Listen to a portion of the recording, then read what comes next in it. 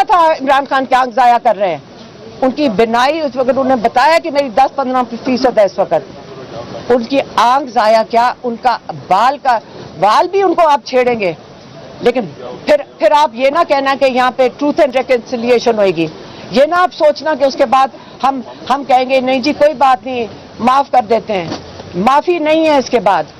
कौन कौन यहाँ से बच के निकलेगा? आप इमरान खान को इंसाफ दें। हम आपसे कोई पता था इमरान खान के आंख जाया कर रहे हैं, उनकी बिनाई उस वक्त उन्होंने बताया कि मेरी 10-15% है इस वक्त। उनकी आंख जाया क्या, उनका बाल भी उनको आप छेड़ेंगे, लेकिन फिर आप ये ना कहना कि यहाँ पे ट्रूथ एंड रिकन्सिलिएशन होएगी।